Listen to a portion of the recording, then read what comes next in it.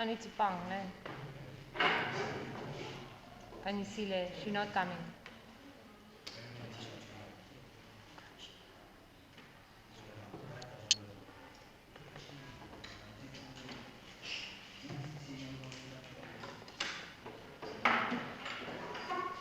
Okay?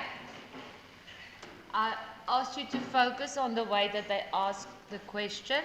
The first way is where they ask you to show that the roots will be something. When you have to show that the roots will be something, you're going to have an expression. An expression we cannot solve. Therefore, we will just simplify the expression and then we need to come to a conclusion according to the answer that we get. The second way is they can ask you for which values of the variable will this and this be. If they ask for which values, that means we will have to get an equation, because an equation we can solve and then we can get the values of the variable and know for which values it will be whatever they are asking for. Example 2 was one of those. Show that the roots of that thing will be real and rational and not equal, which means it's an expression. I can't let it be equal to anything. There's the trinomial. I substitute it into delta, and then I can just simplify it. Now, I told you guys, you don't have to give the explanation, but you have to understand why. Because 169 is a perfect square and m squared is a perfect square, we know that delta will be a perfect square, no matter what the value of m is. And therefore, we can say it will be real, rational, and not equal. Then we had one where we had an equation. If p of a or px squared plus x equal to -9 has equal roots, calculate the value of p. So you understand in this question they are asking you to solve p. So therefore we need an equation. To be able to set up that equation, we need to look for more information, and the fact that they said equal roots tells you, or you must know, equal roots means delta is equal to 0, and therefore once you've substituted into delta, you can let it be equal to 0 and then simplify or solve it. You get two answers, p equal to 0 and p equal to 36. And when it's equal to those two, they said in the question that p cannot be 0, so you can only choose 36. Okay. Now the next one, the next example, you can write example 4, 3x squared plus kx plus 2x equal to 1 minus k. The question says, show that, what's this going to be? Equation or expression? Expression, good. Show that roots are real and rational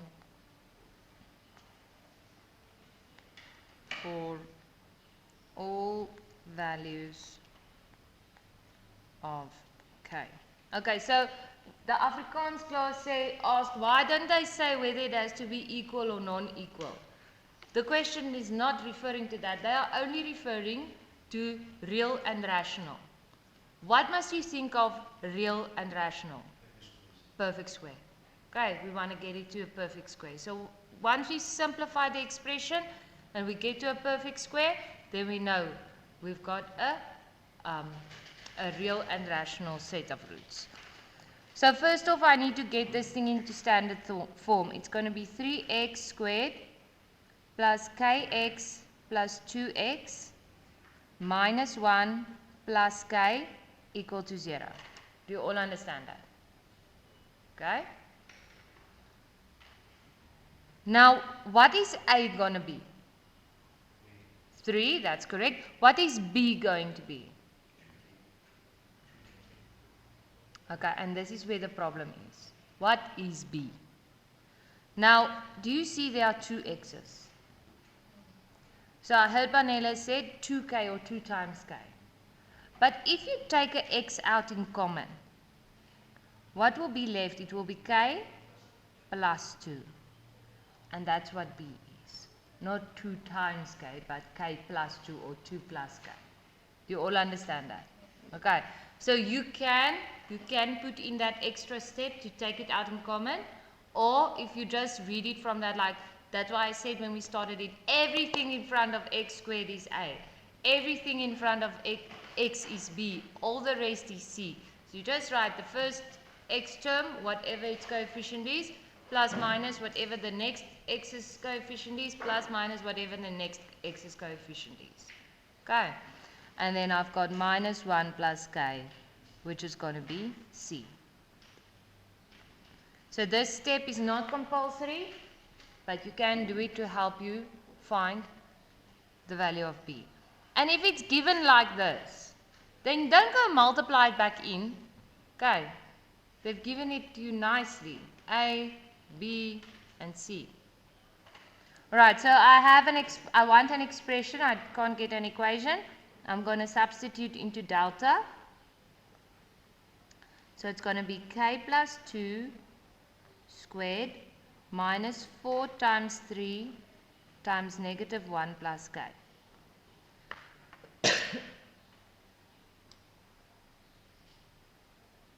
Okay, this one very easy. We know the short method to square a bracket. It's the first one squared, the first one times the second one times 2, and then the last one squared.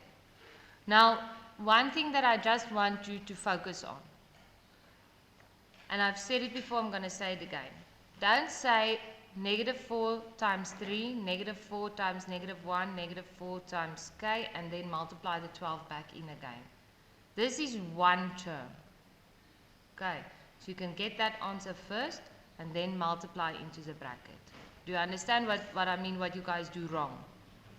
Okay, you multiply double, which you're not supposed to do. So what we're going to do is we say negative 4 times 3 is negative 12. And then you multiply negative 12 in. So it's going to be negative 12 times negative 1 is positive 12. Negative 12 times k is negative 12k.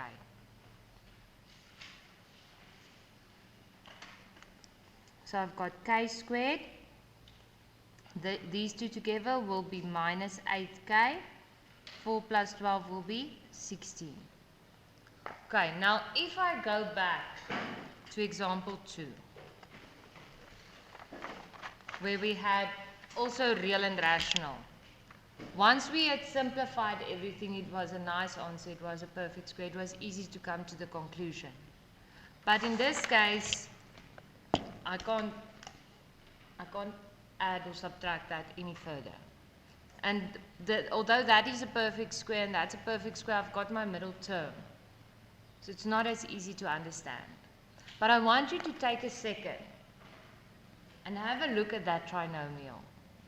And tell me what type of trinomial is that? K squared minus 8k plus 16.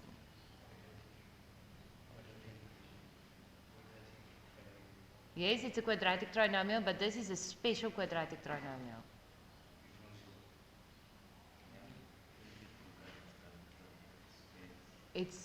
That does play a part, but that's not, you are almost there, you are warm. You are warm. Do you remember completing of the square? Do you remember it? What is that special value supposed to be? The special c. It's supposed to be half of b squared.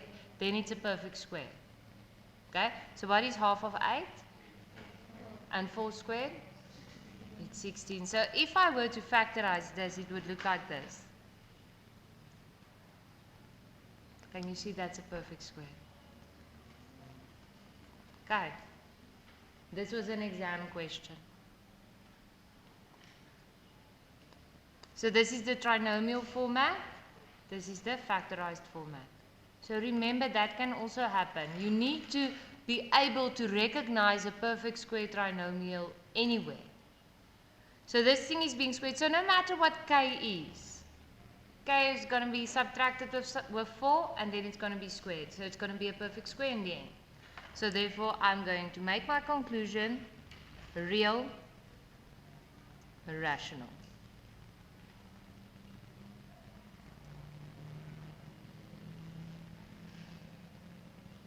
Do you all understand that? Okay. I want to get to the equations quickly. if they ask for which values of k will it be da da da da da da da, we need to know how to make our equations. So the first one, and we've already come across it, is if they say, let me just get the wording right, for which values equal roots. What is delta going to be if they ask you the question and it has these words in it? Delta is going to be equal to 0. Okay. The next, so you substitute into delta, you let it be equal to 0 and you solve the variable. Easy.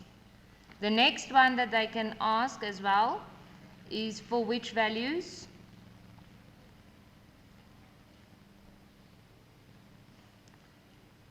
real. Okay, for which values will it always be real? What is real? Let me ask, what is not real? Remember, not rational, real. When do they exist? When it's a positive. Who said that? Yes, when it's a positive. Positive is the English word, positive. How do I write positive mathematically? Can I say delta equal to plus?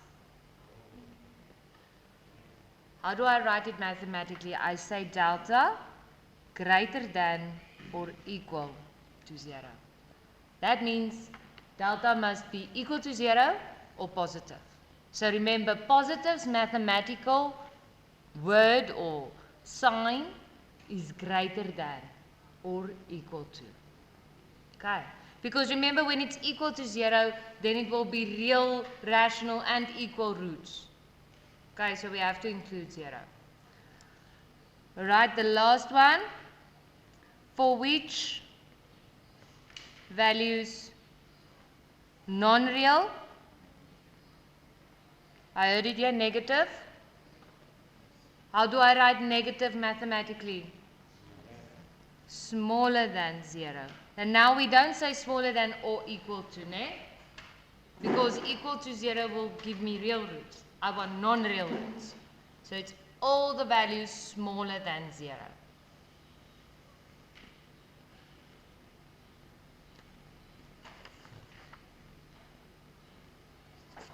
Okay. Now you're going to do exercise 8 on page 36, number 2, 3, 6, 7, 10, and 12. Quickly open your textbooks there.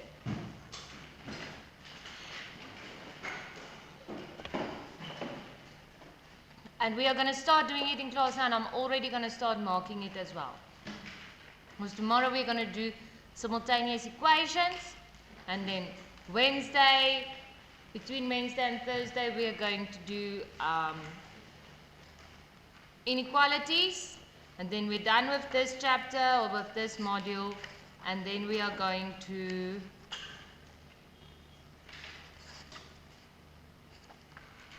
what are we going to do then? When we're done with that, we are going to go to number patterns.